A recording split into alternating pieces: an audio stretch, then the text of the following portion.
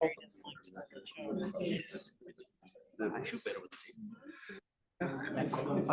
righty, good afternoon, everybody. I call this meeting to order on this February 24th, Tuesday, 2026 at 5 p.m. at 570 Camino Lito Galindo, Rio Rico, Arizona, 85648. Can we please stand for the pledge?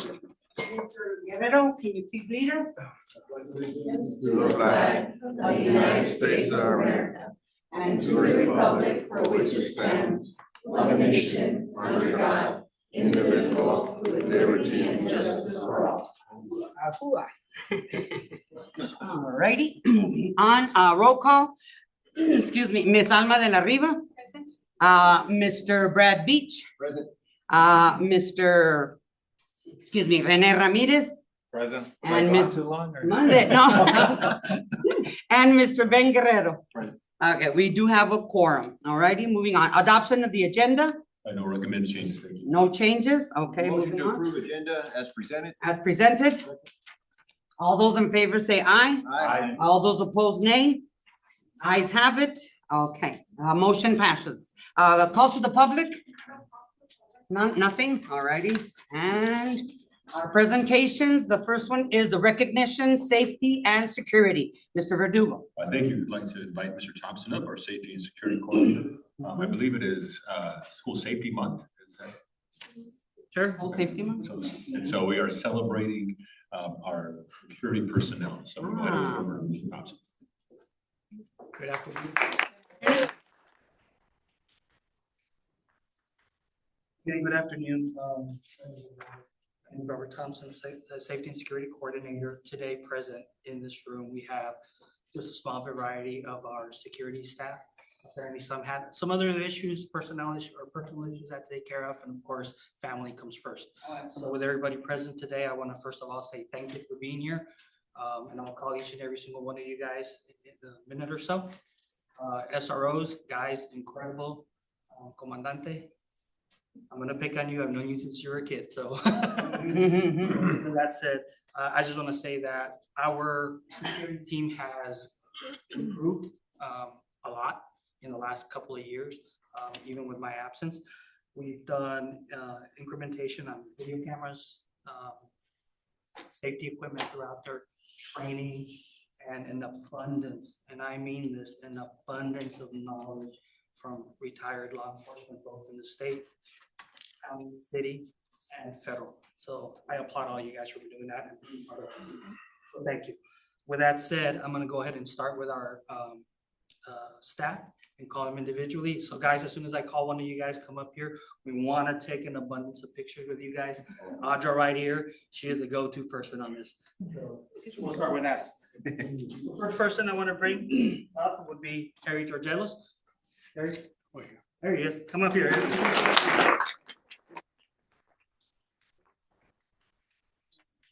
School, abundance in a lot of things. So Harry, thank you for that. A little bit nervous. I apologize. Here you go, Harry.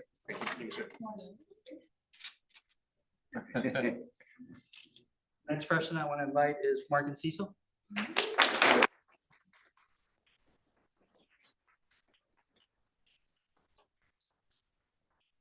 Mark is our staff member at Calabasas.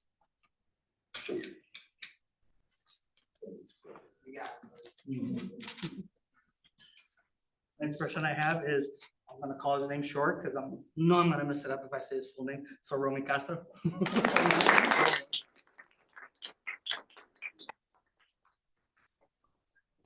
He's a member of the Rio Rico High School.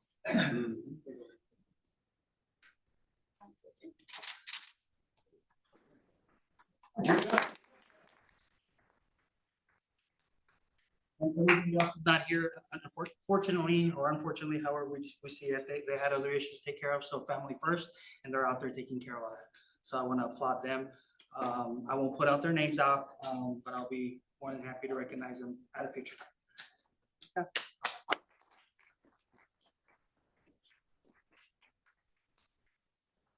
Next two individuals are deputies from the Santa Cruz County Sheriff's Office. Both of these gentlemen I worked with in an abundance of years. at the Nogales Police Department who have retired and either moved up to the Santa Cruz County Sheriff's Office. So Johnny and Mario, again, thank you for everything you guys have done. Again, I'm without words right now, because it's kind of cool to see you guys working with us. So with that said, I want to recognize Deputy John Zuniga.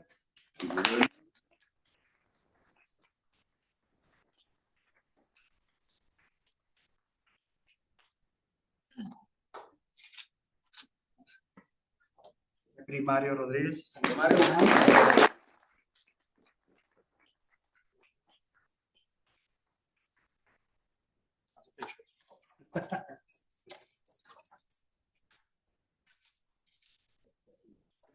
And with that said, we are growing, we're gonna keep growing. The Arizona Department of Education has an abundance of things that we have put in place this year. So we know how that's gonna work for next year. So we're one step ahead of everything. We're very hopeful that we'll continue to be very fruitful and keep our schools safe, guys. That's our prominent thing that we want to do. So with that, thank you very much.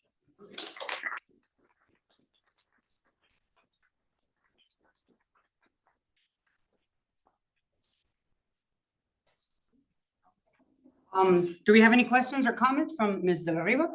Just my heartfelt gratitude to each and every one of you. The safety of our students is a main priority to us. So we appreciate your time and effort and just everything that you do for our district. Thank you, thank you. Mr. B. Clapping for me. No, I just want to say, I know a lot of these guys, not because I've been arrested, but a lot of them have previous law enforcement experience, 20 years for Nogales, Santa Cruz County. I just want to say thank you to all our law enforcement officers. You guys, we have a safe community. I know you guys seen a lot throughout your career, and now you're working for the school districts. Mark and Cecil, he did the tour to Tucson, 100 miler, so he's out there. He also is one of the rock stars at Calabasas. Yeah. His little band for, what is it? Slack and Friends. Slack and Friends, and one at the Calabasas, so you guys bring the music. And then That's cool. Mario's also a football coach, and he's also a wrestling coach. He had his first state champion, Jason Callejo, over the weekend. So I appreciate you guys, what you did for our community, our school district, and continue. And we hope you guys stay with our district. So appreciate it.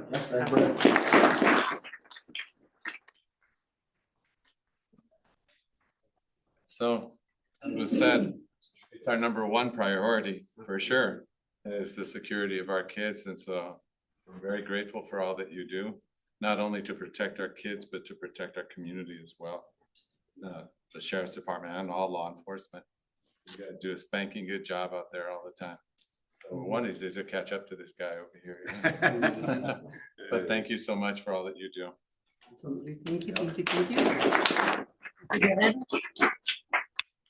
What else to say other than you? I No. mean, personally, I really appreciate the, you know, the officers and public safety and everybody else that's involved in keeping the children safe and making it a safe community, safe environment for them to learn.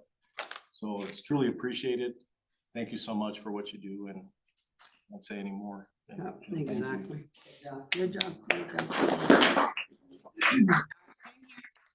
That they said, you know, I'm always left with no words because everybody has already said something, but you know, thank you so very much for everything you do. I just wanted to ask you, Mr. Zuniga, do you still work with the dogs? No. Okay, because I remember for a time, when I was still teaching at Calabasas, I mean, we had, you know, these things where the dogs would come in and you were the one that was there, you know, doing it. So I was just wondering, so. I did it, 14 years, but you know, I retired and then. Oh, that's why, okay, well, anyway, I mean, that's I've known you forever, I've known all of you guys, you know, forever, and all the great job that you guys do, in all of our schools, and like we've always said, all of us can't say enough how important our student, our, you know, our staff and everybody's safety is, our community, and what can we do? I know, it's, thank you so much for everything you do, thank you very, very much.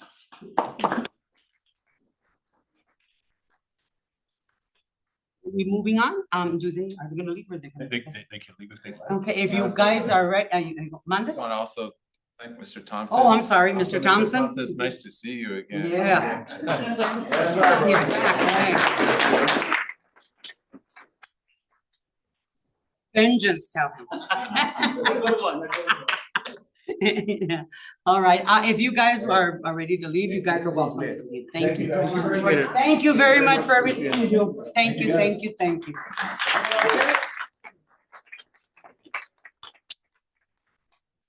All righty, moving on, the Hawk dance team, Oh, yeah, Mr. one more recognition. Oh, I'm sorry, I apologize.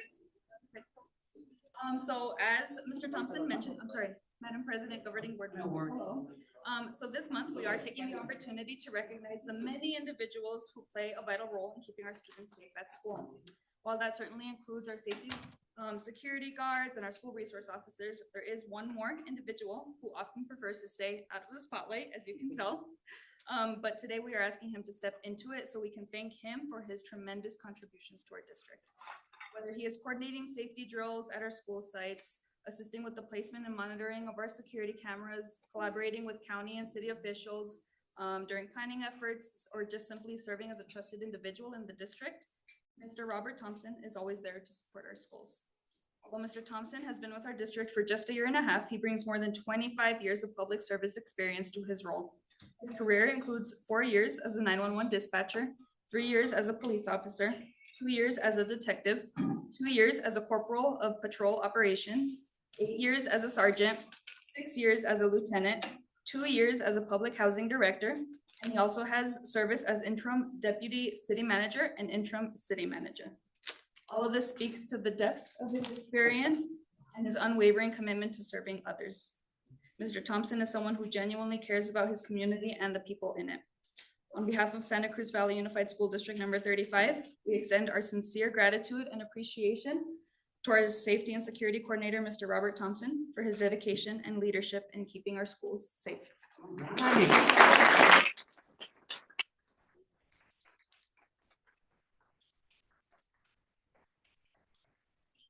Sure if the board wants to say anything directly to Mr. Thompson. Anybody? Ms. De La Riva? Mr. Thompson, I'm so happy and proud to have you as a member of our district, and thank you for just everything that you do for our district. Thank you. Mr. Beach? Yeah, likewise, Robert, thanks for everything you've done for our community, our school district, and before you took over the job, it was sort of, We go way back. Yeah. I guess our policies were sort of all over the place and how we respond to things, and I think you streamlined everything. And I think you got everything under control, and you know, you got a great staff working for you, so I appreciate everything you do. Thank you, Mr. Ramirez. Yes, I know. Again, thank you for all that you do. You do a great job. Obviously, as Mr. Beach has said, you know, we've seen differences. I want to tell you that one thing that I like that you've done, and also the superintendent and his staff, is bring about that the stopping of a lot of the alarmism that I was very concerned about. So we don't have that a lot, and it's really been nice because I think that it was really a sore spot with us with regard to our parents, you know, getting all worked up and into a lather about things that we haven't had as many of those issues, and I'm really happy about that. And I think it's the board's policy and the superintendent implementing it and his staff, but it's also you know, taking care of stuff and following the directive of the governing board. And I think you've made a tremendous difference. So thank you. Thank you, sir. Thank you. Mr. Guerrero? Yeah, thank you so much for everything you've done. One of the things I wanted to point out, you talked a little bit about, is the prevention aspect of stuff and looking ahead and just looking for what could happen, right? And first of all, I commend you for that, because a police officer, your job is very much reactive to emergencies and stuff like that. Coming from the fire side of things, we're a lot into the prevention aspect of things. So it's important to make that switch. And I really appreciate that, and good job on looking forward and preventing a lot of the stuff and moving forward to a lot of things that are to come. Thank you. Thank you. Absolutely. Good job. Again, everything that everybody said. And I've known you since you were in high school, so we go back a long, long way. Wow. Anyway, you know, but yeah, I mean, you're the one that with the technology part of what's happening, you know, and where as we evolve and as we move forward, okay, you're the one that's been, you know, having all of you know, where the cameras are, where they're doing what, you know, and all of the people that are taking care of our kids and making sure that they're, you know, that they're in class and that they're safe and all of that stuff. And I know that that's part of your main job, you know, that you have to do. So thank you very, very much for everything that you've done, for everything you're gonna do, and for, and for moving forward from here on. Thank you so much. Thank you. Good job.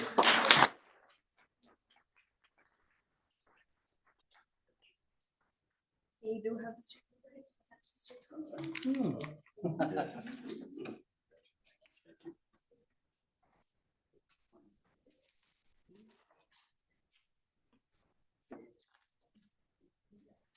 All righty, good job, good job. One more hand for it.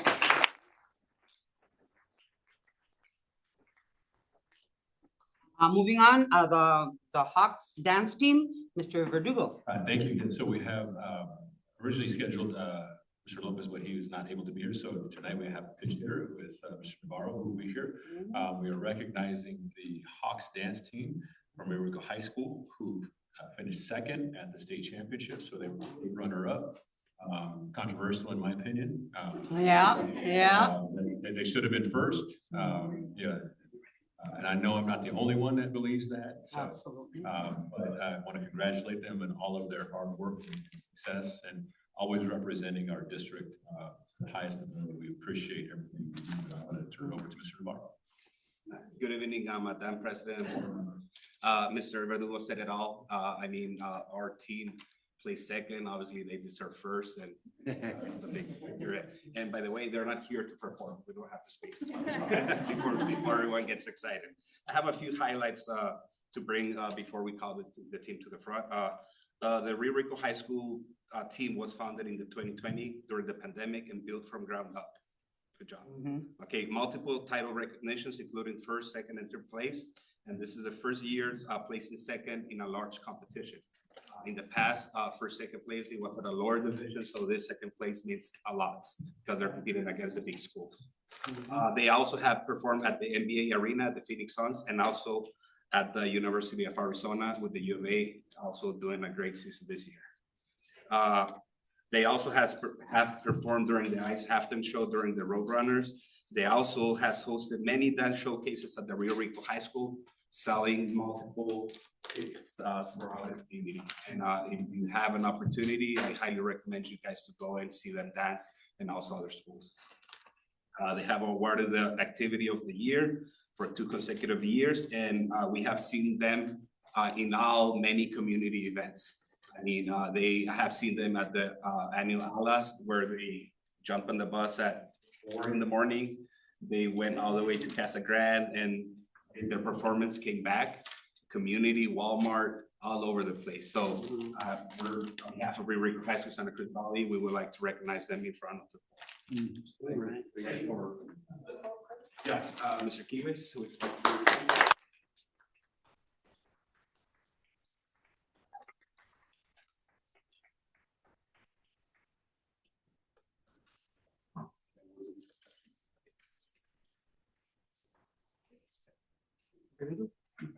Wow, you get a plaque?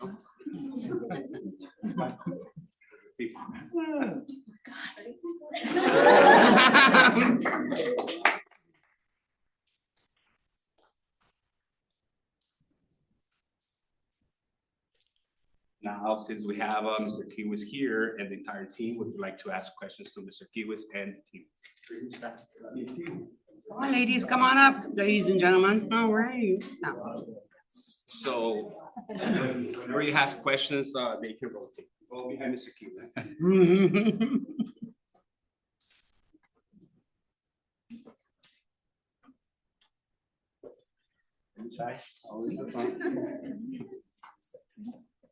Good afternoon.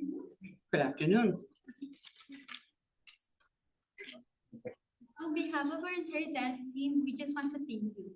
Being part of this team means so much to us, and we know we wouldn't be here without the incredible support surrounding us.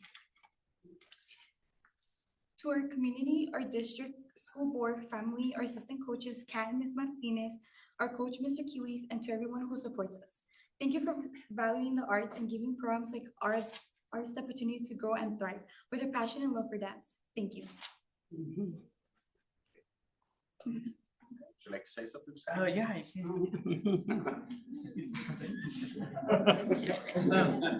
we just, You see them all move together. I know, in unison, in sync, in unison. yes, I just want to thank everybody for allowing me to come here and open a program. At the beginning, I didn't think it would like become something so great that it's slowly becoming. They put in the work, they put in all their dedication, all their time. So, I think it's great that they get to show off all their talent, all their passion, all in one place. Yes, I also see that like that second placement wasn't what we were going for, but I also taught them that, you know, it's a learning lesson. Things happen for a reason, and that's just gonna motivate us to get, you know, higher for next year, right, guys? Yes. Yes, okay. So aside from that, thank you all, everybody here, our families, our community, everybody. For this great support that we've received recently. Also, thank you to my assistant coaches, Ms. Celeste Martinez and Katia Kiwis. She couldn't be here today, but without them, I think I would probably not be as successful as I am today with this great team. Aside from that, thank you everybody for coming and allowing us to be here and for recognizing them. We truly appreciate it. Thank you, thank you.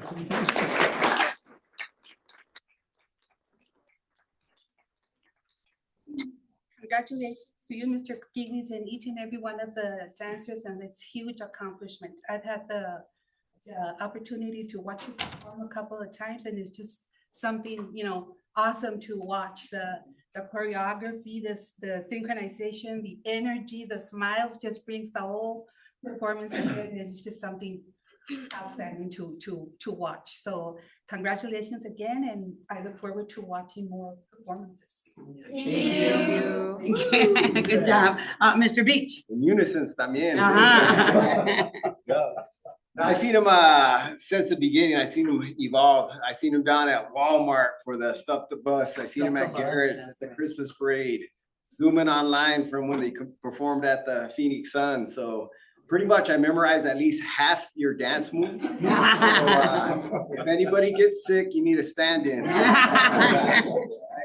But no, I want to thank you, Mr. Kiwis, and your squad right here. You guys represent our community in a positive light, positive manner out there, and just keep going. And hopefully next year we get first. How many seniors? Oh, Hey, there we it's go. We're not okay. losing too many. It's okay. So, It's okay. Congratulations on the second place finish, and thank you for representing Rio Rico High School out there. Thank you. Thank you, Mr. Ramirez. Thank you, Mr. Kiwis, for your dedication to the Hawks and to the dance, everything that you do for the gals here. And despite the fact you took second in our book, you're always number one. Yeah. Absolutely, absolutely. So it's nice to see that we only have that not all of you are seniors, so we can expect you to do more things and win it next year, right? So keep going, like Mr. Beach said, and give it all you got. Thank you for representing our community with pride. Thank you. Mr. Guerrero. Congratulations to all the coaches. Coach, good job. Yeah. I've actually heard a lot about the team. My niece was on the team last year, so I got a lot of the videos when you performed since last year, and I got the opportunity, I believe, at the football game, right? So yeah, at the football game, I watched you guys. It's awesome. You guys do great. Congratulations on your accomplishments. And it's pretty cool to be a part of all the events that you guys have participated in. I think those are good memories to have, you know, and share with your kids one day if you decide to have kids. Right. So congratulations and keep up the good work. And we appreciate you guys representing us well. Thank you. Thank you. Everything. Thank you, Mr. Kiwis, okay, for everything that you do and your team, your other people that are there. And ladies and gentlemen, because there's a gentleman right there. Okay, always for always representing the school and our community, okay? And doing it with so much pride and so much respect. Okay, I love watching you guys perform. I mean, you guys are amazing. You have no idea how good you are, okay? Well, wait a couple of years and you're gonna look at those videos, you're gonna say, oh my God, I was able to do all of that. Yeah, I'm serious. You guys are awesome, okay? Awesome, awesome. Thank you so much for everything that you do and for representing our school and our community. Thank you.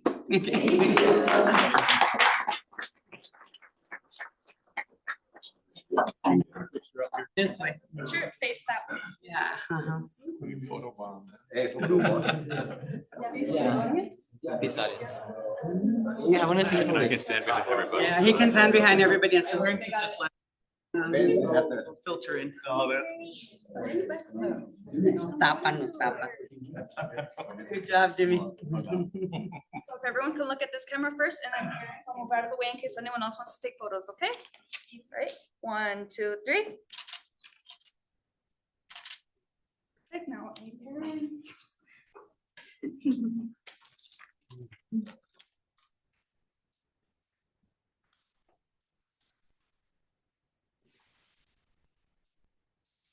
Now practice.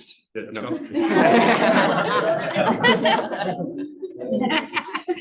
Want to see everybody? Thank you. They're amazing. Thank you.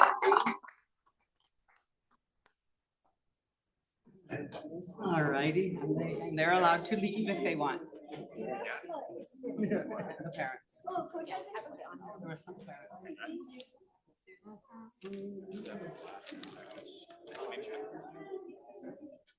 Okay.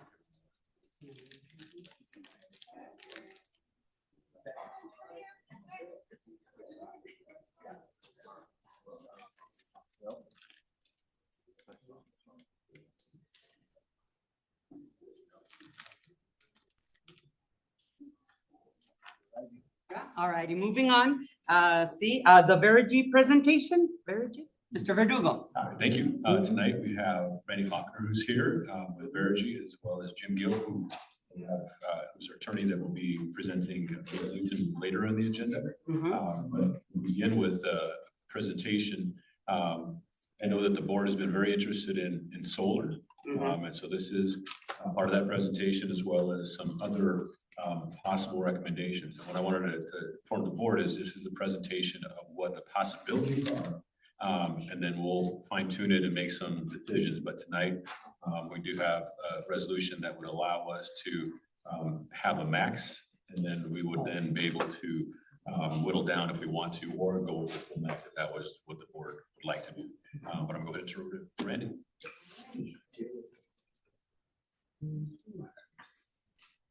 Madam President, members of the board, thank you very much for having us here. I've been doing this a long time here. Actually, you guys are my very first client that I had in Arizona, like 15 years ago. When I came here, and when we did the presentation, it was with Ben Madsen, one of my partners, and I got a speeding ticket coming down here because we were running late. I was running late today, and I was like, I'm not speeding. So, and actually Pablo. So we have a long history, so thank you for having me back. We're going to go through the presentation here of what we have for the findings, as Mr. Verdugo stated. This is kind of the everything package here we're looking at.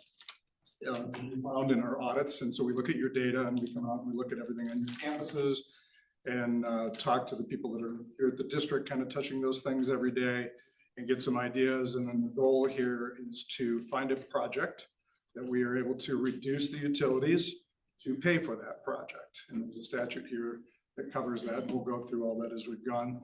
I know that all of you have probably done your homework and read everything already. So I'll move through briskly. And if you have any questions, please just stop me and ask as we're going through it. A little bit about us, Verigy. Back when I was first here, we were mid-state. We were kind of almost a startup at that point in time, back in the day. And this is now our corporate headquarters, and we are in 29 states. And so we've grown quite a bit. And so as we acquired other companies with technology that we wanted to do what we want, we came up with a great name, Verigy. So that was quite an ordeal to do that. If you guys ever picked a company name, but it's another story. Anyway, so we are Verigy now. We are #1 homegrown Arizona. So this is our corporate headquarters, as I mentioned. Everything that we do here passes through here. This is the only state where we actually execute all of our own work. That helps us keep costs down. We have our own crews that come out and do it. We partner with locals as well that are able to do work in the district so that we can not only help the local economy, but it also frankly helps us keep our costs down so that when you're working with trying to build a project out of savings, every dollar you can save means a lot. So we have 35-year history in Arizona. Like I said, the 13 is actually not correct because you guys are the same amount of time that I've been here. We've done over $450 million in energy savings achieved throughout the schools just in Arizona alone. Over 500 self-performed projects. You can read everything up there. We've got 3 offices in Arizona that we work out of. We do a lot of building and maintenance and other items out of the Tucson office as well. And like I said before, 95% of the work we do is done in-house, and that kind of helps us keep those secondary markups off projects. We have a big in-house staff at this point in time. We're over 400 people, probably a little bit more than 50% of those are actually in Arizona. So we do all engineering, we do mechanical, electrical, plumbing, monitoring, data analysis, distributed energy, which is the solar, building automation, which is not only the controls for your buildings, but smart building technology that helps your buildings operate more like smart buildings or smart houses. Maybe you're familiar with that, where it's automatically knowing if spaces are occupied, what it's supposed to be at when it's not, scheduling, things of those natures that helps you out. And we are talking about self-funded capital improvements. So this is the model we have to operate under the Arizona statute, 15-213-01. We have to have a budget neutral project. And what that means is that we have to engineer out the savings that these different items will bring to the bottom line. And then we choose to use a percentage of those, because using 100% means that I'm cutting it too close. So we like to use about 85% of the savings we find.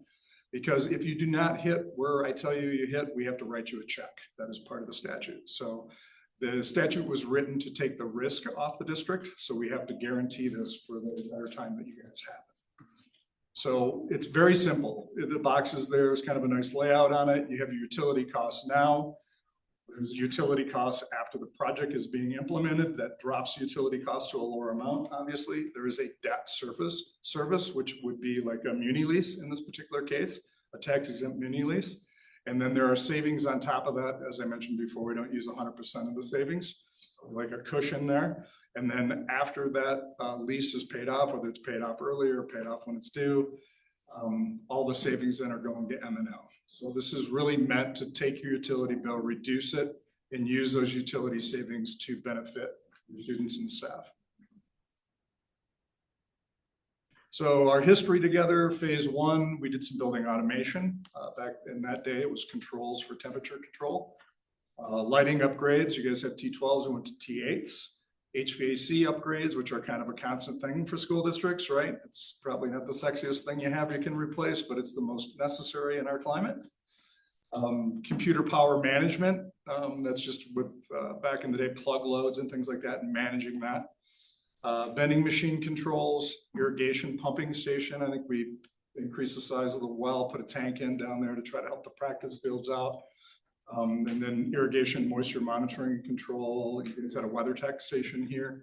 It would kind of help when, based on humidity and things like that. So it helps you reduce your watering and takes the load off of the water. Phase 2, we did a lot of HVAC upgrades that were needed across the district, and we did some water efficiency upgrades at that point in time as well to help bring savings to the table to cover the entire project. I already kind of told you the story on the mid-state energy piece. But you guys have done a great job. You guys have consistently met the savings every year, and we've exceeded them, which we would like to see because we know there are more savings there. But what that tells us when we're dealing with the school district is that the students and staff and everybody else are taking this seriously, and they're doing what they're supposed to as well. When you see additional savings to that amount, that really means that everybody's really pitching in, coming up with good ideas and watching what they're using. So great job there. So we're going to talk about a few different ECMs that we're looking at. ECMs are energy conservation measures. These are things that reduce consumption. So we look at things that are old, outdated, or very beneficial, one of the two to look at. And we need them to bring enough savings to the table to pay for themselves or even potentially help pay for other things. Because HVAC is hard to pay for because it does not pay for itself. It is a long payback, but it is also the foundation, the internal framework of everything you need to have done. Without that, you guys are not going to have happy occupants. So we kind of blend all these together to make it work. So LED tubes and drivers. LED is obviously a very big driver. We replaced the T8s the last time that we did this, years and years ago. We have gone through a rebulb since then, I'm sure, because they don't have the life expectancy that LED has. LED has, with you guys and how you use for hours on lighting, about 32-year life expectancy. The failure rate on an LED bulb is probably 0.3%, so it's very, very low. There's a 10-year warranty that comes with these, so product USB issued a number, you've ordered under the number. If something blows out, and they send you new ones. So it's really a good savings driver for a project to bring it in. And all these are, I know that Sally, you had a question before on the fact that we had done lighting in the very first phase that we did. We're using your current baseline and the data from that. So these will save enough that most of the savings that were accounted for from those lightings have kind of drifted off at this point in the project, but these are more than enough to compensate even for that. HVAC, the goal here is that we go into each of your spaces, we look at what's there, we want to right size so that it's getting the proper airflow. A lot of these are what we deem for like, they're just higher efficiency. A lot of times they have variable speed fans in them, and they have some other controllability. We can hook into the smart building technology to actually help occupants in the space. So what we're really looking for is tried and true projects that have longevity. We buy a lot of mechanical, hundreds of millions of dollars every year. So we have a very good spot on what is a good piece to put in. We are agnostic in the products that we choose, which means that we really only want a good product that's in that has a proven history. We're more than willing to put in products that the staff is comfortable with, and we will do that. It's not like I'm making an HVAC machine, I'm trying to sell you mine, right? This is just going off of what's out there. Orchestrate is what we call the smart building technology piece. This is more of an integration type software piece. So it will take the current building automation system that you have that I believe is still on UCAN potentially, so it doesn't have a lot of control. This will integrate into it, so it brings, your controllers are fine, there's nothing wrong with those, but bringing this into now a more of a modern software where things can be scheduled, your buildings automatically know that they come on at those times, they know where the temperatures need to be. Occupation as well, if somebody's in a space, it'll know it needs to come on and where it needs to be. So it really has a lot to do with ease of scheduling. It's all done through calendar. So if you've scheduled a basketball game on Thursday night and they're like, oh, this has got to change till Friday, you can grab it right on the calendar, move it to Friday like you would any other event, and your buildings automatically react and know that it needs to change, and everything changes in the background. So it takes a lot of man hours off the table from the programming and everything that you have to do now. Solar, so solar is a drive. It is sunsetting. I think the day that everything has to be on site, 5% of the project and in construction is July 3rd for you to get federal incentives that are out there, and then they will be gone after that. So it brings a considerable amount to the table. So we looked at all your meters. Every solar array is attached to an individual meter. So you're looking at how many kilowatt hours that meter is producing, and then we are sizing it appropriate for what we're doing for reduction. And then also sizing it appropriately for not only summer, but winter load blend. You don't want to have a system that produces too much, because then you have to sell it back to the utility company and you're not making any money when that happens. Your cost of bill is probably around 5 cents a kilowatt hour, and they're willing to buy it back for 2. So it's not a winning game. So it's very important that they're sized appropriately. So there's always an economic sweet spot on these for return on investment that usually lands someplace between 55 and 80% of the meter load, depending on how big the building is and how much it's occupied. And so we go through all that, all your data, and that's how we determine what needs to go in there. By the way, these are owned. So we do not do, we have PPAs or SSAs where a third party owns them and then you pay them in an agreement. Those agreements are, you end up being in 2 separate agreements. You have one with the utility company for your grid purchase of electricity, and you have one with this third party. So when the utility company shifts and moves, it doesn't alleviate the contract you have with the third party, which is a set increasing annual cost per kilowatt hour. So you end up getting kind of trapped in this bad spot where I've seen them before where people are paying 20 cents a kilowatt hour underneath one of those agreements. So these are, you own them. And it's not rocket science. These are inverters and solar panels. They're warranted for 30 years. Life expectancy on these is 40 years. They're all monitored. That monitoring is available for, it's transparent. We see it, you see it. If any inverter doesn't start up or anything like that, there's an alarm that's sent and we'll start the inverter or whatever the case may be. But they are very simple maintenance wise. And it's a lot better when you own it yourself because you're not trapped with the bad for the life. All right, so here's what we found as far as the whole enchilada Mr. Verdugo was talking about. So we have a total project cost of a little over that we're looking at. We dealt with Acela and her team, and Acela said that the district would be willing over the construction period is probably about 18 months, maybe a little longer. Over that time period, she can contribute 700,000 during that time period. So as long as it happens by the time we're done, that's fine. Then there will be a financed amount that's carried by Munilease. That finance amount will have an interest rate with it. Per statute, I also have to cover the cost of the interest rate as well. So the savings is also covering interest rate on this. So it's a neutral cost to the district. You can have first year savings on there. Savings change annually depending on what it is, but we have that all laid out. Actually, Jim has that all information and he'll be helping you on the lease side of things so that you guys can make some decisions on what you want to proceed with there. Rebates and incentives, you see that number is very big. It's over $2 million. That is basically the solar federal money that comes back to the district. So it will be used in the financial analysis of the project, meaning that it's helping pay for the project, but it's a considerable amount of money. I actually have no other rebates or anything in there. So any other rebates that we get from any kind of scheduling or lighting or anything like that, that's just gravy. It goes automatically back to the district. But that is completely 100% the IRA money that comes back from the solar right now. So it's been a very good tool. There is a chance that we can maybe increase that depending on a couple of things with domestic product and stuff that we'll look at and see if the price makes sense to do that when we do it. But it's substantial. Finance terms, when we look at these, we always look at these in a 20-year look. The products themselves have a varying life expectancy. Solar is 40 years, lighting is like 32. All these things have different life expectancies. To the statute, we are not allowed to take savings up of something beyond its life expectancy, which makes sense. So you can see your schools that are listed there.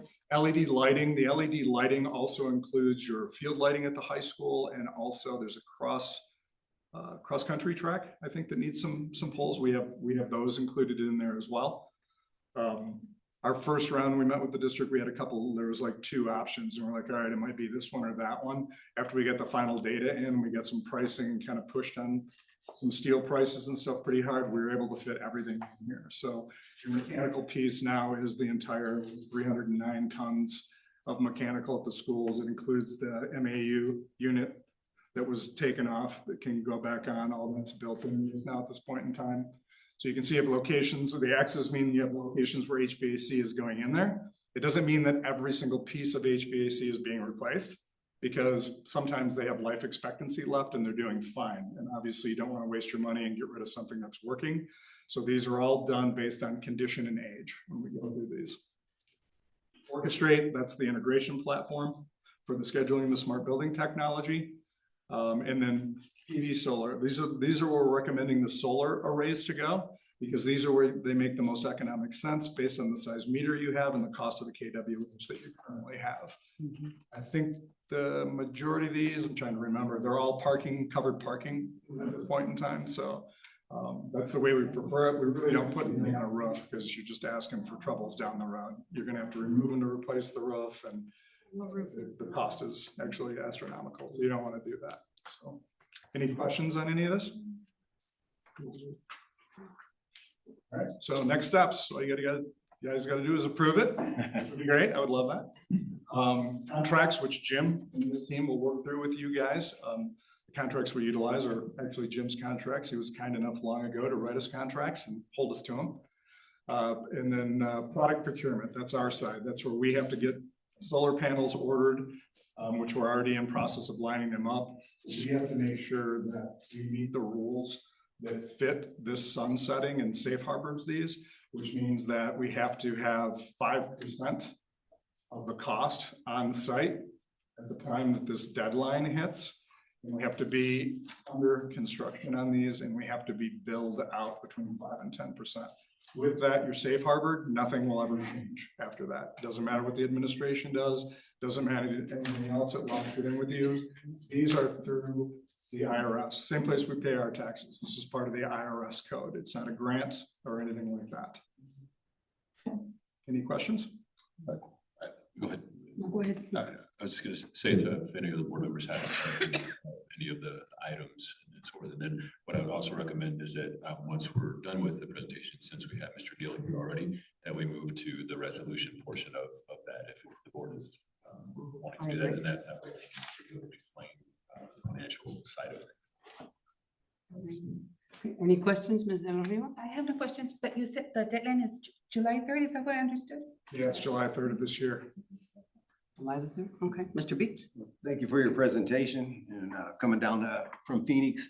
Yeah, the drum fixtures with the current LED lights that we currently have, what's the lifespan of that? The ones you currently have? Yeah, the lights. The current lighting that's in the buildings? Yes. Typically a bulb on a T8 lasts about 6 to 8 years, depending on its usage, and then you basically pull the bulb, put a new one in. Okay, and you said the new LED fixtures, they last?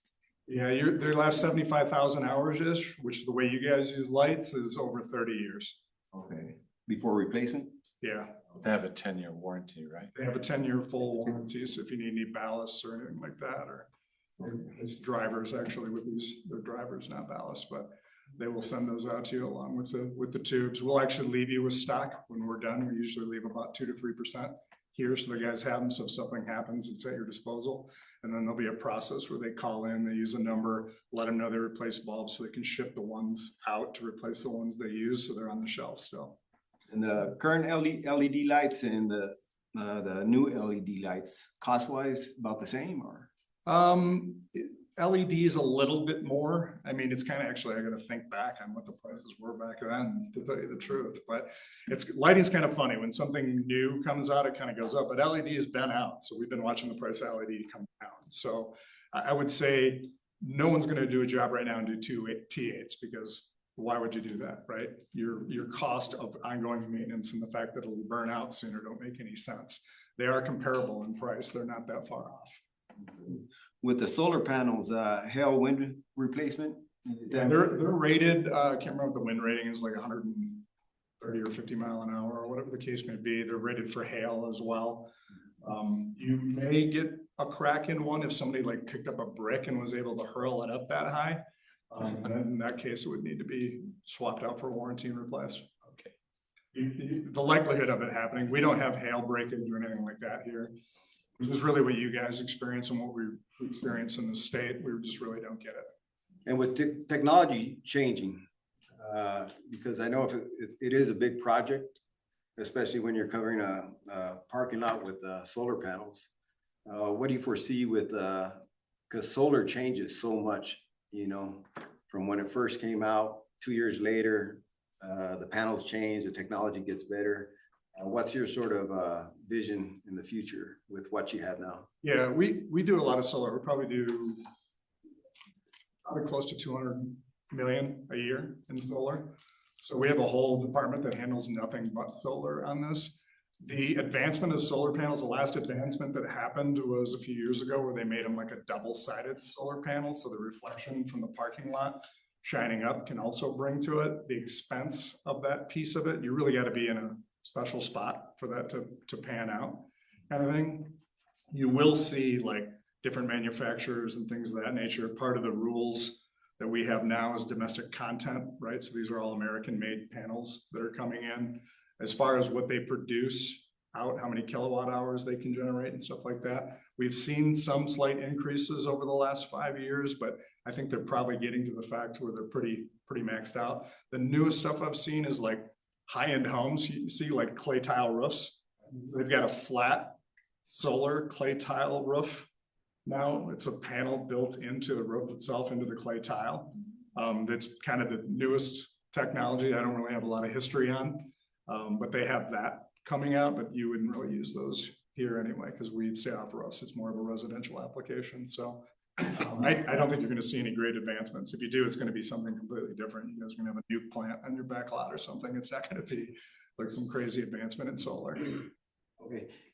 And just inform me on, why wouldn't we want to sell electricity back to, the electric company to get I guess it comes back to us in a paycheck or something.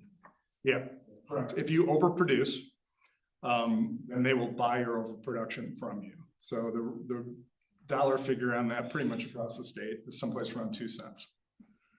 Your construction cost on doing a solar array, someplace around 5. So if you sell back solar for 2, you just lost 3 cents. So that's why you don't want to do it. You don't want to sell it back. It's not even paying for what it costs you to pay it. So it's really important to take that sweet spot where it's covering your load, giving you enough extra so that if you have months where you're overproducing, that's kind of narrowing it off for you. Handing demand charges, right? Because obviously during the day when it's really hot, you're using a lot of electricity. It's peaking. We want it to be able to handle the majority of that to shave it down. So the sizing of it's very important because you will not make any money selling it back. And I don't know if he said it or before, but I might have not heard it, but the return, this is a big investment. You said it's a slow return. Do you have any time frame on that? I'm trying to see. We lay these out in 20-year packages, but the overall savings on this for the whole project, I'm trying to remember what I have it on here. Do you guys remember? On the top. Corner, 25 million. 25 million. Oh, thank you very much. You mean the bold print that says life expectancy? That the overall project savings is a little over $25 million on this, on the life expectancy of the product. So the return on it's very good. We look at it only in a 20-year because the state of Arizona actually only allows a 25-year look at these. We typically do them in 20s because you're not going to find money at 25 years that's actually very appealing for an interest rate. So usually with good credit and with a 20-year term, you get the best interest rates. And that's what we want. We want the lowest interest rates so we can drive more of the savings into the buildings instead of paying for an interest rate. Thank you. That's all I got. All right. And just to kind of clarify for what so the savings will pay for the project itself. Mhm. And so it's a cost neutral Correct. over that 20-year period. Correct. Yeah. That's what I understood. Yeah, okay. Mr. Ramirez? Yeah, thank you. And also for your presentation. You used the word agnostic like I've never heard before. You know, I only know one meaning of that. And so you mean, because I looked it up right now, it's a software or hardware that's compatible with other Yeah, sorry. We systems? use the term based on the fact that we don't make any of our own products. So whatever product you guys like and are used to, as long as it has the viability to it, the history to it, that it's a good product and we can get it in an energy, high energy return type product. We don't care what you use. Whatever vendor, doesn't matter. So I don't care if it's Trane, I don't care if it's Carrier. We will look at you will on the, when you look at our RTU unit, the ones that are up on your roof, if they're existing Carriers, then we're going to look at a Carrier to replace it with, because then we don't have to replace the curb and everything else. Carrier will make one that sits right in its exact spot. So that eliminates having to do any roof work or replace a curb. Yeah, I heard you say that your hope is to expand solar. And so I'm really hoping that, because as the superintendent mentioned, we all really like the idea of solar and, and savings. So you said that if you don't hit the mark that we'd have to write you a check. Does that mean us personally? Yeah, no. We're hoping that you wouldn't hit the mark. If we don't hit our mark per statute, we have to reconcile on an annual basis under this. Now, with the Orchestrate platform, you guys will actually see your meters constantly like we will. So they'll all be coded. So we'll know what that meter's doing compared to yesterday, compared to last year. So that helps us stay on track. If we see a meter that's doing really well, that also helps us learn some stuff like, oh, what's happening here that we can maybe copy someplace else. But it's transparent. Back in the day, before the smart building technology was around, which is the rules on this for reporting back to you. There's an annual reconciliation, and that means we have to put together a report for you, go through the KWH that was done. We have to normalize weather in case it was cooler this year than it was last year. We can't cheat and take those savings because you didn't run the AC as much. So everything has to be normalized. So, but in the smart building technology, you guys will be seeing it daily like we will. Wendy, if I may, one question on that. The reconciliation to validate the savings, is that performed by your company or by a third? And then the reconciliation, all the numbers for that are set up on the third-party validation, and then that's what you see on an annual basis. We just plug your data from the utility company into it. And then any normalization or anything that's done has to be plugged in there as well, and then that's what you guys get. Is there a cost to the district for that third-party validation? There is. It takes engineering time to do it, so we charge for it. You select the third-party provider or we select? I think we're just using the same one that we utilized before. It's pretty hard to get them right now with the push that we're having. So we like ones that know our geography and ones that know solar, like full holistic projects.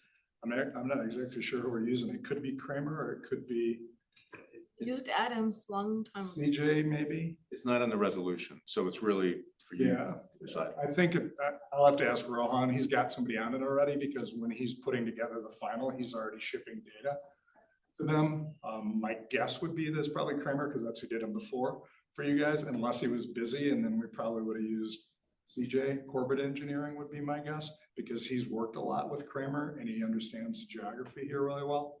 Can you give me an idea on the estimated cost of that process?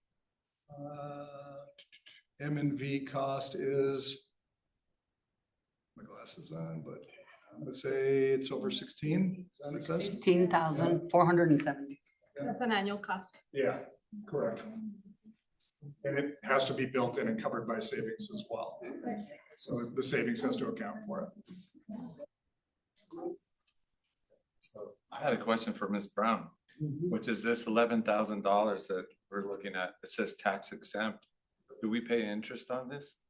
We will, on the muni list. That's not on here. We would be paying interest. What kind of interest? We don't know at this time. Once we tap the market, then we'll know what interest will be. Will Generally qualify speaking, for. do you have any estimate? So do you know what's the current? Yeah.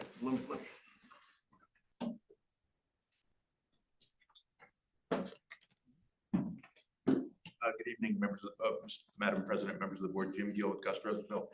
Good question. In the resolution, we have a not to exceed interest rate of 6%. We don't expect it to be that high. The market rate has been under 5% recently for school districts on lease financings of this nature, but we always like to build in a little bit of cushion just in case the market changes dramatically in the next 30 days. So, but I don't know what I'll go through my presentation, but you'll hear that your placement agent, Stifel Nicholas, will test the market on your behalf, collect bids, and work with Acela to select the winner there. Do they have to do what teachers do, which is present different bids?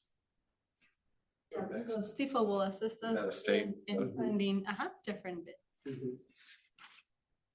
Just like any other construction or any other Like with any other project, you shop project around that in the something market, happens. see who gives you the best rate. Best rate. The best Okay. rate. And then the project, the savings from the project, it has to cover the interest as well. So it's not out of pocket. It's actually calculated in here. That's good.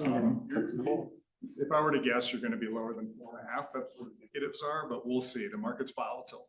Could play in your favor, could not, but we should be well under what we're planning. Okay. Yeah, thank you. Howard? Yes, okay, Mr. Guerrero? Yeah, thank you for the presentation. No questions at this time. Yeah. Me too. Thank you for the presentation. I got answered. He answered some of the questions that I was gonna ask about, the amount of the percentage and all that stuff that was going to happen. One of the things that I'm very happy about is about the benefits that our M&O money is going to be getting, that which goes back to our school, which goes back to our teachers, to our students, to our, facilities and anything that we need. Am I right? After we pay it off. After it's paid off. Yeah, oh, yeah, absolutely. I get that. Okay, I get that. But, but that's the part that Absolutely. because in a way, in a certain way, it's going to be paying for itself. You know what I'm saying? And so that's the part that kind of, But thank you so much for your presentation. I really appreciate it.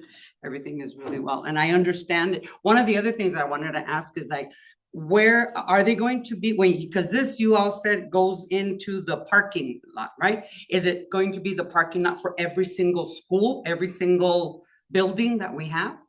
Not every school, only the ones marked on there. And then we have. All the ones that are marked here? Yeah, the X's, we can see underneath solar. Huh? It's all schools. It's all the schools, yeah. The only one that is missing one was a PV solar, which would be, what was that, transportation? Right. Other than that, everybody else. Yeah. In the district office, there wasn't a meter. Yeah, the load on the meter isn't large enough, actually. Oh, there's nothing there for the district office, right? Yeah. You guys have to use more energy for me to do that.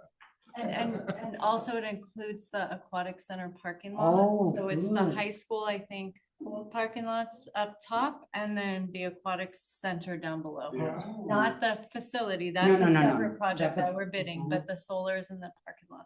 Yeah, so the trick is you want to keep it the best economic footprint Yeah, is as close as you can get to the gear. The whatever. The electrical is. And the solar is going to help us with the pool, with the heating and all that, the pool or not? No, that's That's a separate thing. That's on gas. Okay. That's, okay. That's aquatic. That's the aquatic part of it, yeah. Solar. You know, I But it's just in want. the actual parking lot. Huh? It's there is gonna be additional shade in the parking. Okay, in the parking lot. And then the actual shade at the aquatic center is a separate project that we're Yeah, bidding. That we're bidding for that one, okay. But it is for every school. According to this, it says like every school has. it. Okay, that's what I wanted. Thank you. Thank you so much. Thank you. Appreciate it. Thank you. So then we'll go ahead and turn over to Mr. Gill, who will then Mhm. talk about the resolution. The resolution is pretty straightforward. The district is familiar with issuing school improvement bonds. We've done that with you guys before. And just as a reminder, I am your counsel. I'm typically your bond counsel. Sometimes I'm your election counsel when you go out for overrides and bonds. I'm also your bond counsel when you do bond issues. Tonight, I'll be your special counsel for this lease financing. So from my perspective, it's pretty straightforward. Randy had the hard job trying to figure out what project makes sense, where you can save money. From my perspective, this is a pretty basic equipment lease. The difference from a basic equipment lease like a bus lease is that this lease the underlying equipment has to pay for itself. You've heard that a few times. The statute 15-213.01 actually uses the word guarantee in the title. Meaning as you've heard, Verigy, Randy's firm, has to guarantee this project's going to perform. You don't get that guarantee on a school bus, obviously. So section 2 is the meat of this financing. We have certain terms. So just like a bond issue, I come before you, we have a bond amount not to exceed, we have an interest rate not to exceed, and we have a maturity date not to exceed. Section 2 is very similar. We have a lease financing in this case, not to exceed $11 million, not to exceed 25 years, not to exceed 6%. You've heard it's more likely to be closer to 4.5%. And then a district contribution, we've heard probably 700,000, but we're allowing up to 800,000 if things change and we need a little more flexibility. So it's all in section 2, and that's kind of the meat of the resolution. So the board is then delegating to district administration the authority to work with me and Verigy and your placement agent, Stiefel Nicholas, Mr. Mark Reeder, to select a bank that can fit within these parameters set forth in section 2. So we can't tell you what the rate's going to be. We can't tell you what the lease payment's going to be, but we can tell you we won't do a financing if we don't fit in these parameters and the lease payments match up against the savings that Randy's equipment, Verigy's equipment can produce. So it's all gonna, it has to pay for it. So it's net zero expense, but we just have to go out and find that bank. There are a number of banks active in this space. And then just also as a reminder, this is a lease, so it's subject to annual appropriation. So banks take that into account. You're not going to be levying property taxes to make this lease payment like you do for your bonds. You're going to be promising the bank, whoever the bank is, that you're going to make this payment as part of your normal budget process, your annual budget process. If you choose not to appropriate funds to make the payment, then the bank comes in and forecloses on the equipment. We don't want that to happen. As far as I know, no school district in Arizona has ever made that decision not to make the lease payment. But by law, it has to be your decision, the current board's decision every year as to whether you appropriate or not. I suspect you'll appropriate for the full 20 years. But I just wanted to highlight that. So that's why you get a little bit higher interest rate on a lease financing like this as opposed to your school bonds that are backed by property taxes. So just keep that in mind. We've also got a project matrix at Exhibit A. I got that from Verigy, and that's basically the whole universe of possible projects, all the school sites, all the improvements. Again, the purpose of this resolution is to have everything in here. If we need to pare back, working with the administration, we can pare the project back, we can pare the financing back. Just, you know, as we need to over the next month or so. I suspect we'll be in a position to close, select a bank and close within 45 to 60 days, but we'll see what the market is. With that, do you have any questions about the financing? I just want to say I slipped when I said 11,000. I meant to say million, but I'm so tired. Does anybody have any questions? Ms. Arriba? No? Mr. Beach? No? Mr. Ramirez? No? No, Mr. Guerrero? Thank you for your presentation. It's very clear. Absolutely. Appreciate it. Yeah. Thank you for mentioning all the stuff about the difference between, you know, the bonds. Which you're used to and most school districts are, but these are pretty common. I mean, I probably work on 10 plus energy lease financings a year. They're quite common, so there's no new ground we're breaking with this. The public should be happy now to hear they're not gonna pay extra taxes, you know. Yeah. Thing, so. Yeah, no, and the thing is that the highest percentage would be 6%, right? But we're trying to get something that's lower than that, am I right? Yeah. That's the max. That's the max. If we don't find somebody that meets that expectation, Then we won't go with it. Okay. All right. Okay. Thank you for your presentation. I appreciate it. Okay, then, so now, there would be a motion if the board. right here. Okay, does anybody have a motion? A motion to adopt a resolution authorizing the lease purchase of a certain energy conservation measures within the district from Verigy LLC or an affiliate through a tax exempt equipment lease purchase agreement with a bank or financial institution in the amount not to exceed, is that 11 million. 11 million. Not thousand. 11 million. Okay. Second, okay. Discussion. Any discussions? Does anybody have anything to discuss with it? No? Everybody's okay? All right, all those in favor say aye. Aye. Aye. All those opposed, nay. Ayes have it. Motion passes. Thank you very much. Appreciate it. Thank you. Very, very much. Yeah, I noticed Mr. Guerrero eyeing your beer right there. Green tea, green tea. Only an attorney. That's what they all say. Thank you. All right, thank you so much, guys. Thank you very much. Okay, all righty, moving on, D, Calabasas School IAP and data presentation, Mr. Verdugo. Thank you. Tonight we have, I believe, our final school. Oh. I would like to say that it's best for last. That's for last. Ah. Passes.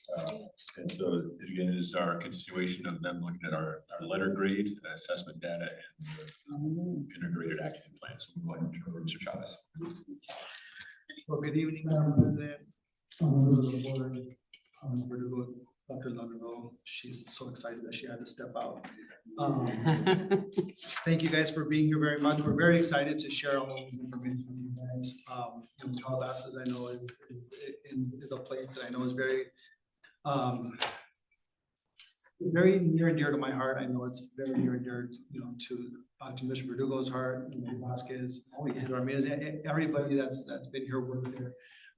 We're very excited about the things that we're seeing at Calabasas, and I really want to recognize and take today to kind of look at the things that we're doing well and celebrate those, because I think it is extremely important to share that with you guys and with our kids and with our staff. So and then also have the plans for the things that we have to work on, because we're definitely not a finished product, but we are going in the right direction. So I do want to share with you guys.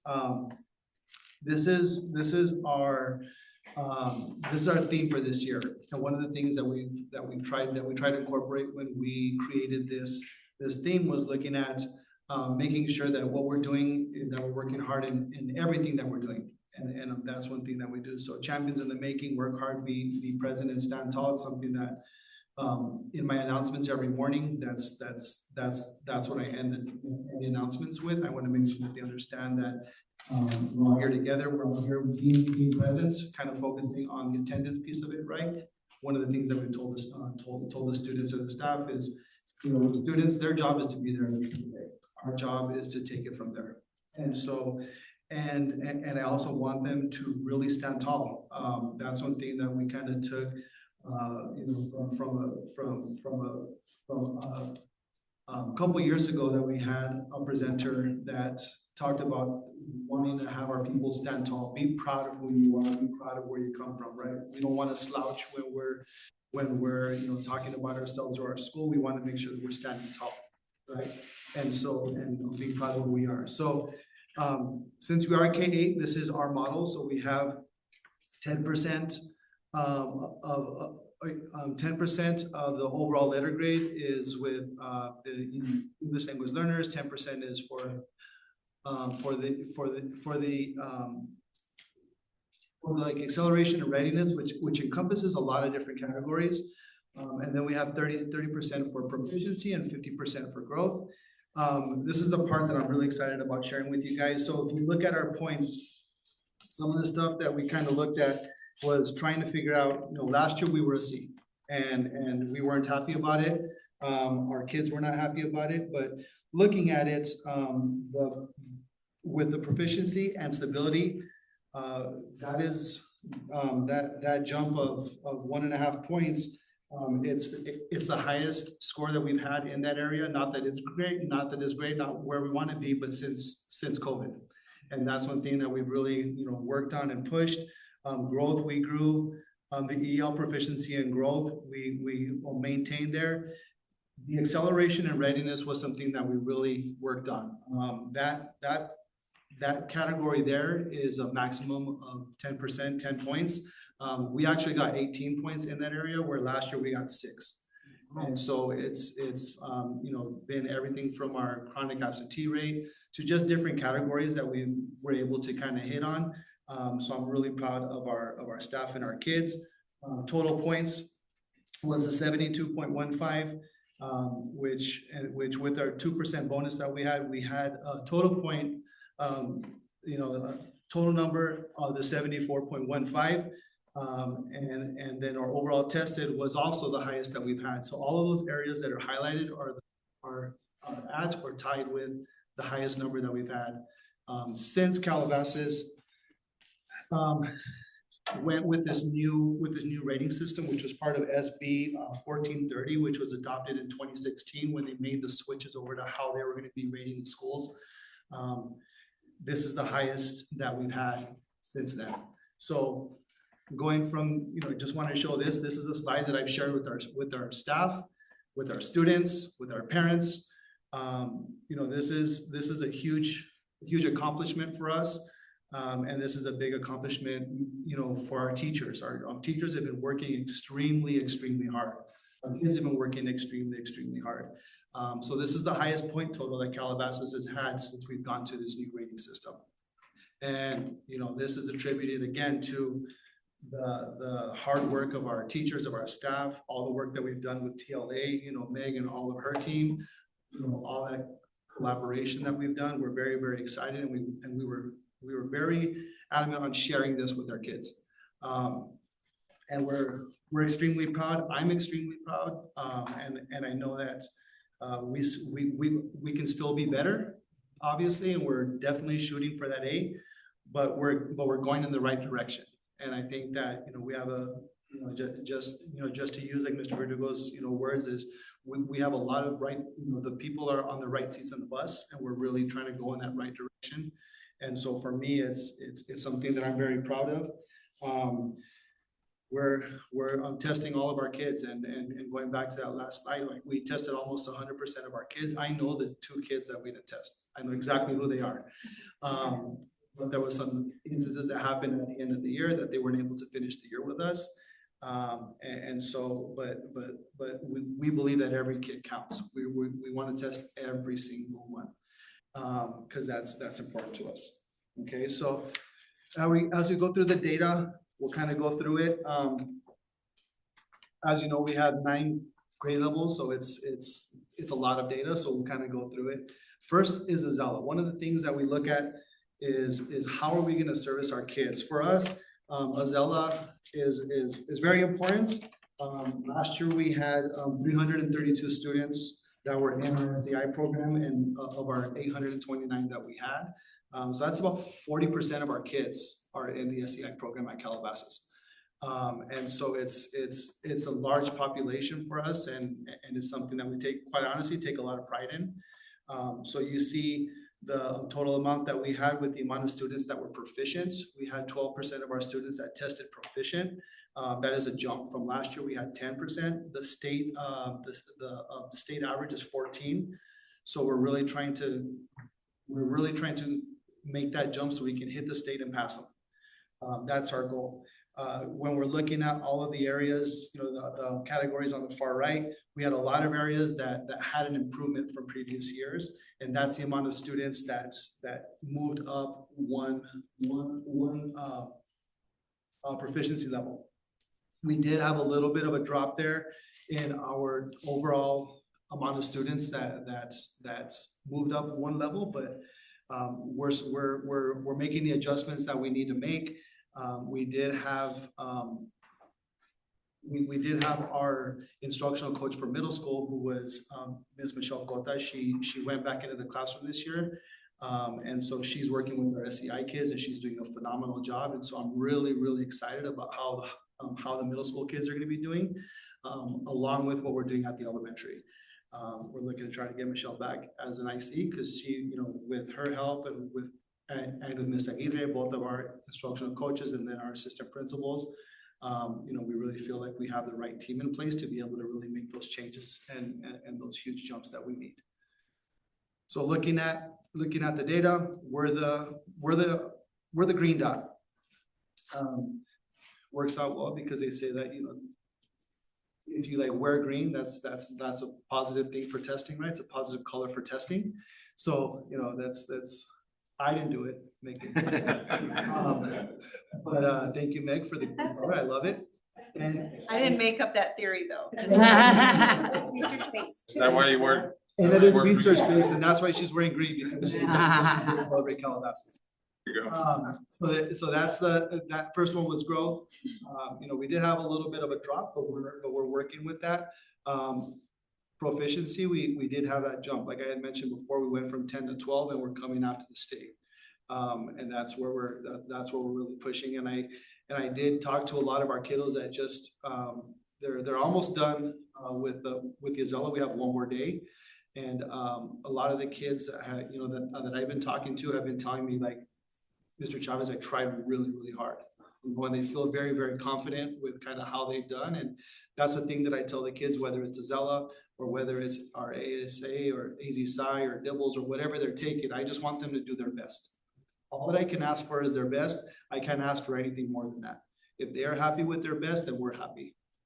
So that's Azella. AASA, this is our third grade ELA. Again, this time we're the blue stars. So I like stars too. So we're the blue stars, and like Vanessa's wearing blue, so we're the blue stars. Third grade math, we have some areas of growth. Fourth grade ELA, we remain pretty steady, but we want to keep on improving in that. We have made some adjustments with personnel for this year, and so try to adjust to put people in the right seats on the bus. Fourth grade math, we did make some adjustments with that. With our fourth grade team, we kind of shuffled some people around and tried to cater to their strengths. Fifth grade ELA, fifth grade math. So we had a jump that was pretty similar to everybody else. Sixth grade ELA, you had a little bit of a jump there, which we were excited about. Sixth grade math, a little bit of a drop, but we're working with that. We're hoping that the new curriculum for middle school, as we're getting into middle school, we have a new math curriculum for middle school. So we're really hoping that this will be beneficial. And from what we're seeing so far in terms of our data this year, we definitely are seeing those adjustments. So I'm positive that these numbers will go up with math. Seventh grade ELA, we had a nice jump with that. Seventh grade math, again, math will be the area of focus for us. Eighth grade ELA, eighth grade math. And now we're getting into AZ Sci. So if you guys remember, with AZ Sci, since we are a K-8, our 5th and 8th grade scores are combined. Whereas the other sites are either 5th grade AZ Sci or 8th grade AZ Sci. All of our scores are combined, but we do have the slides that show you how each of those cohorts did. So when you're looking at this, just remember that these are not the same kiddos. These are the 5th graders, you know, from the previous years as well. So these are the 5th graders, and the 6th graders, and 7th graders, and the first dot are 8th graders. So looking at this, Calabasas at the 19, one of the things that we've talked about is just making sure that we're looking at blueprints. And we're looking at what how they're tying into the standards and kind of what we're doing with that. 8th grade, we had, last year we had a new teacher come to us for 8th grade. She's fantastic, and it shows. And we're definitely looking forward to seeing how she's doing this year with her kiddos. You know, she works very, very hard, and not to say that the person before her was not, but she's not, Ms. Van Hassel. And so she's been doing, you know, some great work with our kiddos. So we're looking forward to seeing her continued growth. And so now getting into our integrated action plan, our goal this year was 8%. And we're trying to increase our rate of proficiency of 8% in ELA and math. And a lot of the things that we're doing is we're talking about different areas being small group instruction, looking at the data meetings. One of the things that we really are trying to focus on is a lot of the tier 2 instruction. We kind of felt like in the past we've hit tier 1 pretty well, we've hit tier 3 pretty well, but what does tier 2 look like? And so we worked with TLA, and that was something that, you know, we've had a lot of discussions. I've had talks with Meg, you know, all of us have kind of had those conversations with Meg talking about that tier 2 instruction and how can we really help that. So we've placed an emphasis on trying to use different data points, whether it's any kind of benchmark type of assessment, progress monitoring kind of thing, or just classroom data.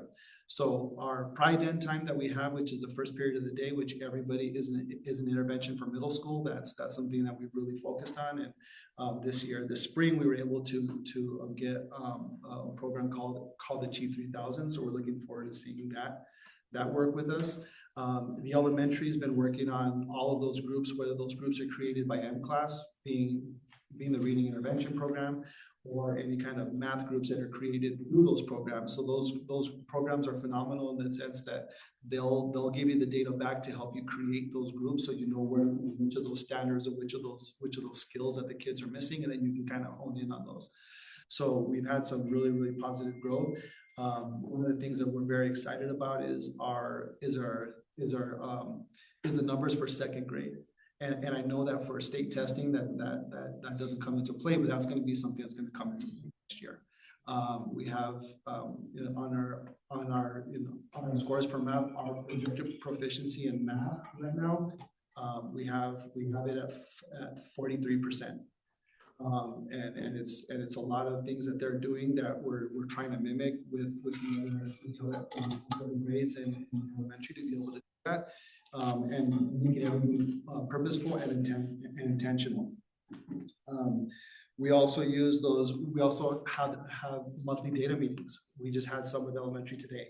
You know, we're still going. You know, we're not stopping. And so we have those meetings to talk about what's the data, what are we looking at, what do you need from us, what kinds of supports, what do your groups look like? Because for us, the small group instruction is very important. So what does that look like from us? You know, teachers visiting teachers. We've even had our veteran teachers that still want to go and kind of learn from others, and we're not using those teachers visiting teachers for just the teachers that are struggling. We're using them for everybody. This year, like our instructional coach, Edson Misaguirre, has been doing a really good job with just pulling teachers out for an hour here, an hour there, and kind of getting them to go to the other teachers to continue to learn. Our pride groups work off of 3-week blocks, so we rotate them every 3 weeks based off of data, right? And just trying to get as many as we can. We have like I said, we have the interventions that are happening that are helping form groups with M-Class and whatnot. So it's been great, and we're excited about that. The last The last slide here is just talking about our last two optional goals that we had, which were attendance. And the other one was focusing on that tiered support. So attendance, our goal is to continue to push that. So we try to reduce the amount of chronic absenteeism by 10%. That's what we're trying to go for. You know, and that's something that that myself, Mr. Rivas, and so Ms. Delgado have been working on since the summer. Meeting with families and just saying, hey, what's going on? What's the issue? How can we support you guys? How can we get your kids to school every single day? Right. And like a lot of times it's just having those conversations is the key. Is it perfect? Do we have all of our kids attending on a regular basis? Absolutely not. And I won't say that it is, but we are making some headway. We are headed with attendance compared to where we're at last year. We're about almost 2% better than what we were last year. We're not hitting that 10%, but we're going for it. So that's important to us. We're also just with that. We have we're trying to recognize our classes with perfect attendance, classes that have perfect attendance. They have a sheet that's on a magnet that if their classroom has perfect attendance, they're able to put it on the outside of the door. So if we're walking around and we see them, we can recognize them, or you know, the teachers will tell us, or that kind of stuff, or the kids just see it if we're not able to see it. The kids will see it every time they walk in and out of the room. And the kids are kind of holding their classmates accountable, and that's been helping. We do have weekly grade level kind of recognition. So every Monday I will let them know who was the top elementary grade and who was the top middle school grade that had the best attendance that week. And I'll recognize them publicly. So the grade levels are involved in that. And then also every month we have what is called our attendance champion, just quick assembly, where I have a traveling trophy. The trophy is about this big, and it actually goes to the class that has the best attendance for that month, for that previous month, and that trophy gets to stay in their classroom. So, and so as you guys are going to be coming to Calabasas tomorrow, you're going to see some classrooms that will have the trophy in it. So that's a sense of pride, and they get all excited. They get super excited about that, and it's a good way to celebrate what they're doing. So, and then with that tiered support, one of the things that I'm very thankful, and I want to thank Meg and her team publicly, is that Meg and I had a conversation last summer about professional development.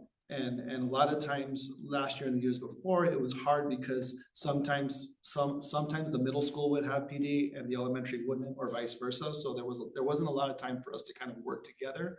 So one of the things that I talked to Meg about is when possible, because it's not always possible, to try to create those PD times that's if we're going to have some kind of district-wide training, to have those on the same day. So we still have those days when we were allotted to meet as a site, because a lot of the times we want to have that vertical articulation between our elementary teachers and our middle.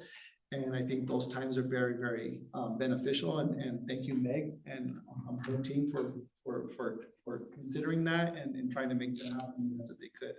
So that's allowed us some time to be able to work together as a team. So, you know, all in all, I am extremely proud to be working at Calabasas. You know, you guys know how I feel about that school.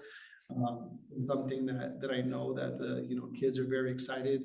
The kids know that it's time's coming, and they know what they got to do. But they know that as long as they give us their best, that's all we can ask for. And just as long as they can make themselves proud with their best effort, that's all that I want from them. I'm not asking them to be a bunch of superheroes and do anything outside of what they're able to do. If they're able to do their best, that's all I want. And the same thing from the teachers. So I'm very thankful. Thanks to our team, thanks to the kids, thanks to the families. And this is something that I just wanted to celebrate with you guys and just let you guys know how proud I am to be able to serve as the principal of Calabasas School.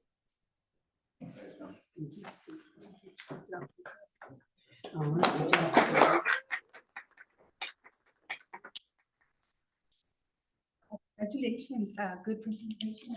No questions from me. It just looks like you're going in the right direction with everything. So congratulations to you and to all of Calabasas. Yes, thank you. Yes. Thank you. Mr. Beach? Yeah, congratulations, John, for jumping up a whole grade level. Yeah, pretty impressive. Yeah, looking at the Azella, a lot of green on the proficiency. Right. They gotta stay proficient for 2 years to test out, correct? Right, so like right now we have, let me get the exact number, because I actually did write it down. So right now we have 371 kids that are this year that are in the SEI program, but it's almost up to 400 in terms of if you include those kids that were still monitored. So we have well over half of our kids are still being monitored or are still in the SEI program. All right, thanks. Yeah, right here, you got 332, and like I told the board in previous meetings, most of the reading, the math, and the science, it's almost a reading test. You know, back in the day, it used to be a lot of rote memorization. Now you actually have to know science terminology. You gotta, think about it, come up with the correct answers. It's a little bit different testing than in our days. Yeah, I really like a teacher observing other teachers. I think that lowers the effective filter when teachers go in and you can say, you know what, I'm teaching this standard. Let me know how I did. It's a lot easier for teachers to communicate sometimes, because if they see Miss Rivas or Miss Delgado in there, it's like, they freeze up. No. But I really like that part. I really like how everybody's collaborating. You mentioned the district office with Megan, your administrators, your teachers. You all are looking at the data. You're acting on it. You're assessing it. You're redoing it. And I think that's what really makes success. So having that team atmosphere, that community of everybody working towards a common goal. And I will add, and I apologize for not mentioning this before, but the other 4 principals last year and the other 4 principals this year. I think it's great that we, anytime, because I don't claim to know everything, and I never will. So anytime I have a question, I know that I can call Dominic, that I can call Rebecca, that I can call Lalo, that I can call whoever I need to call to be able to ask them those questions. So, I think it goes at our site level, but then also, talking to all of my colleagues as well, and just kind of share ideas and, hey, what are you doing here? Hey, what do you think about this? So it's also them as well. Well, congratulations, and definitely let your staff know that, at least on my behalf and by the whole board, that we're super proud of all your efforts. So congratulations. Thanks, John. Mr. Ramirez. Yeah, I want to say, you're right. When, Ms. Vasquez and I were both there, and so it means a lot to us. And of course, Mr. Adu, who ran it before in the past. And so that's right. And this Delario was there. So Yeah, so does she. That's right. It's true. I forgot about that one. We're all, like Mr. Beats said, we're all very proud of what you've done over there. And I can tell you, when Fanning was there, how hard we were working to try to get the school up to a B. I mean, I was going there on the weekends to try to do stuff, with Khan Academy. Yeah. And to increase math and everything. And my God, we were all Fanning lit a fire under us, and still we struggled. So hats off to you. You can tell that you're really serious and dedicated to your school. I really love that about you, that you're very serious about what you do. You go in there, you can see your determination. And something that I really liked is your buy-in. You can see that you have buy-in, you've bought into what the admin expects of you, and also what Megan expects from TLA. You can see it. You see how serious you take it, and that you know all the facts about your school so well. I mean, the fact that you know who the 2 kids are that didn't test, that speaks tones about you as a principal, your leadership. And I love this thing that you have here with work hard, be present, and stand tall, because that's you. And you really modeled that so well for the school. And I'm damn proud of you for bringing that grade up to a B. You did a damn good job, because that's not easy work. Hats off to all of you who pushed hard for that. That's all. TLA, the admin, and it's everybody that had it, and it's all their hard work, all the things that they've done. done a really good job, John. So I'm proud of you, very proud of you. Thank you. Thank you. Mr. Ben? Yeah, Mr. Ramirez said it best. I mean, strong work to you, your staff, and everybody involved in making that happen. It's awesome. Good job. Thank you. Yeah, congratulations. He did say everything, it's like, and it does take, the whole district, to help, and like you said, that you have that opportunity to be able to call, one of your colleagues, one of your, another principal and say, what are you doing? What's happening? We need to be able to do that in order for our kids, to grow and for everything. So, congratulations, for you to be. You know how I feel about Calabasas. That's my school. Okay, I was there 26 years. So, oh yeah, that's my school. And all 3 of my kids, all 3 of my kids went through there. So, so yeah, it's very something really special in my heart. For that. And congratulations for everything that you've done with whatever it is that whatever card you've had to pull out, and stuff. Congratulations to you. And we'll be there on Thursday to see you. Okay. So, but we are very excited and not just because of what you're going to see inside the classroom, but what you're going to see as far as the buildings when you first drive in, if you haven't been there yet. It's going to be a surprise when you see it. So, I mean, it's still a work in progress, but you're going to see just keep in mind that you're going to see painters there when you guys are there. Painters, yeah, because they're working Wednesday through Sundays, and so you're gonna love what you see, Ms. Vasquez. I guarantee that. I haven't been there in years, so you guys are going to be very, very happy with what you guys are seeing and the progress and the work that they're doing. So, well, thank you very much, and tell everybody. Tell everybody, yeah. Woohoo! Good job. Awesome. Congratulations.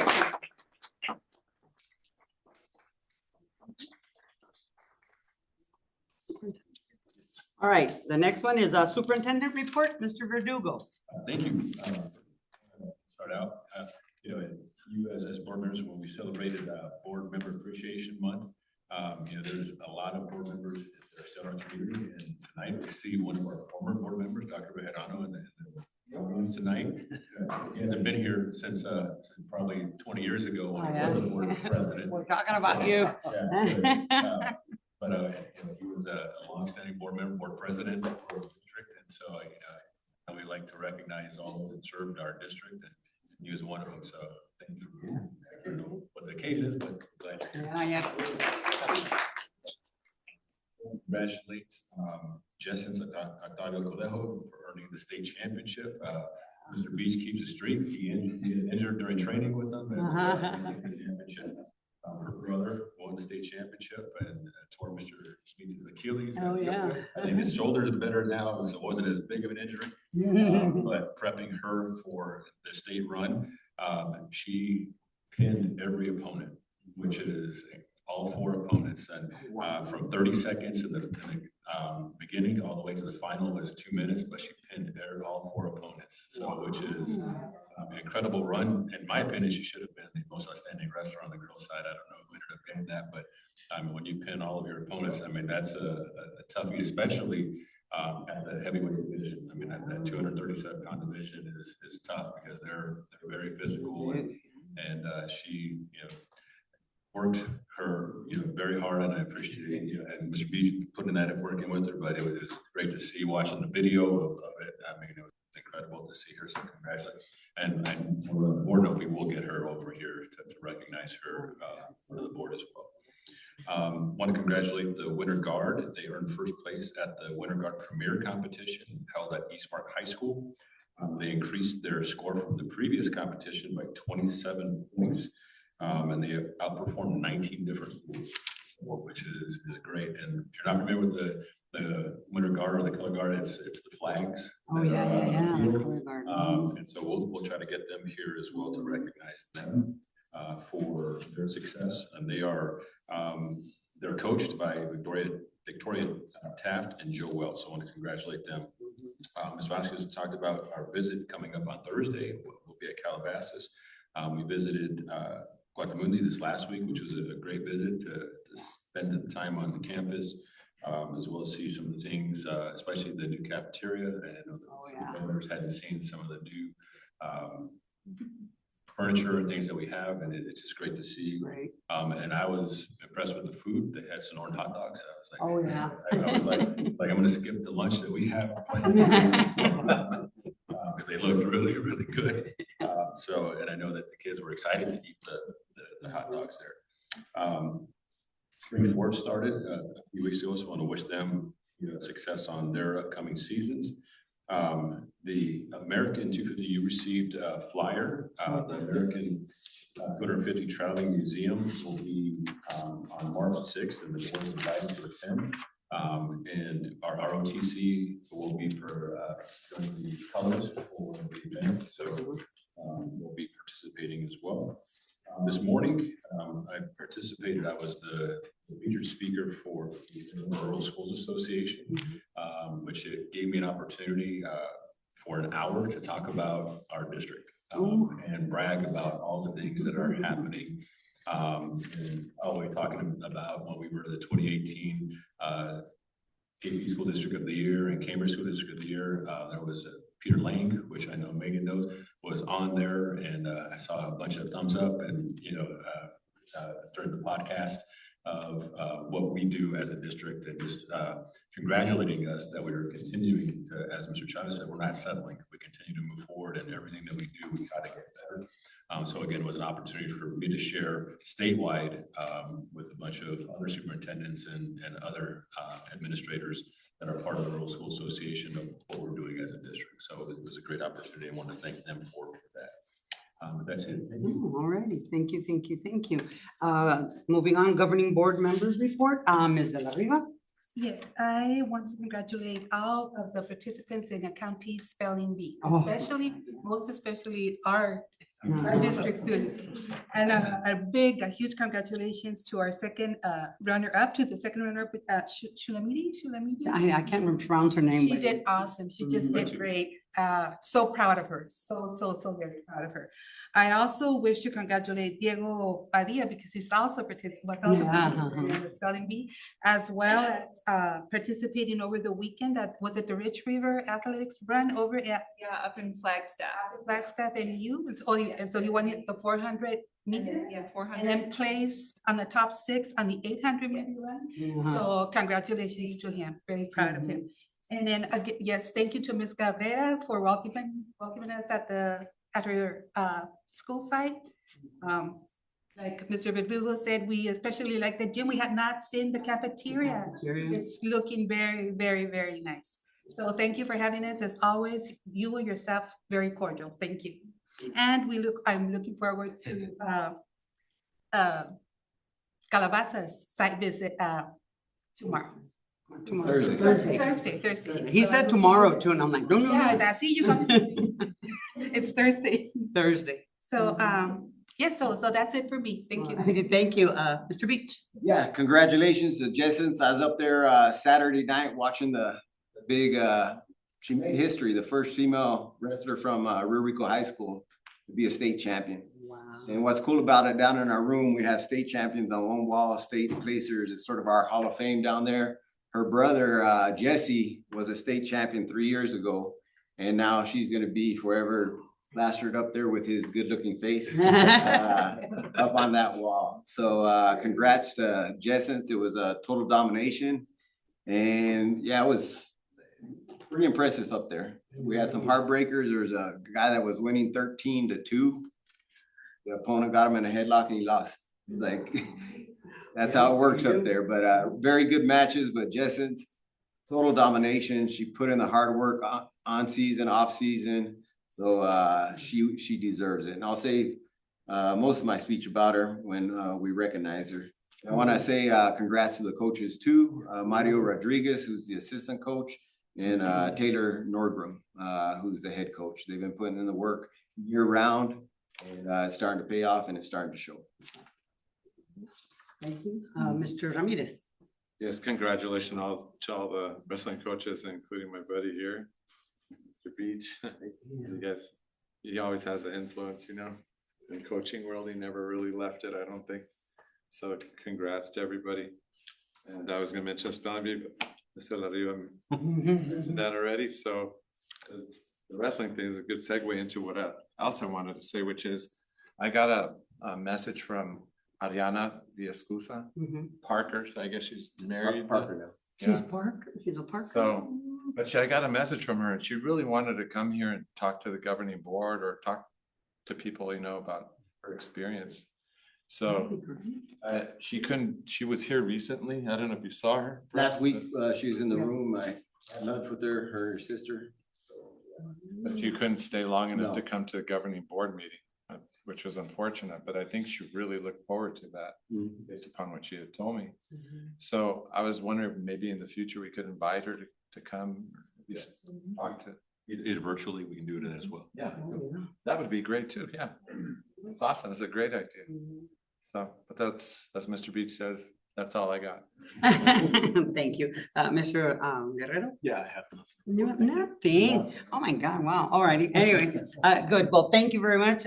Congratulations again. They all said the same thing. The wrestlers, the color guard, the spelling bee, the little girl, she caught herself when she said the first letter and she's like, and she knew she couldn't go back and change the letter but she knew she got herself, but it would have been a longer spelling bee, because I think both of them are really, really good, okay?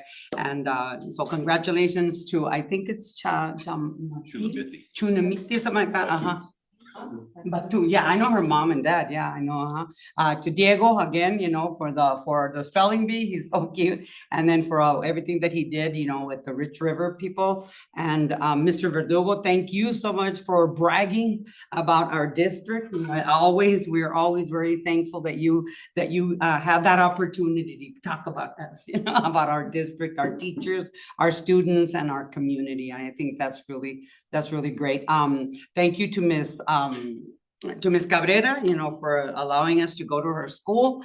As always, we always have a good time. You have such a good, people that work for you and everybody. I mean, everybody's on the same, everybody's on the same level. Everybody's there for the same reason, like the other schools. And thank you very much for allowing us to be there. And the cafeteria is amazing. Okay, even the trash cans, they have these things, I was like, what is that? I wanted to know what it was, because you have they have like these tables with the really tall chairs, and I thought, what is that for? And Mr. Verdugo says, they're trash cans. Oh my God, they're so pretty, because they're really, really pretty, okay? But I can't wait until Thursday to go see Calabasas. Really, I do, because Calabasas was in dire need, okay, of a makeover, okay? So, I'm very excited to go over there on Thursday. But thank you very much to everybody, to all of the schools that we visited. It's always a pleasure to go and see how the interaction is with the teachers, with the students, with the administration, with staff, with everybody. You get to see, a lot of things that you don't see, that you don't really realize is happening. So congratulations to each and every one of you. Thank you very, very much. Okay. So we move on to, this is the resolution. No, we're done with that. Okay, we approved that one.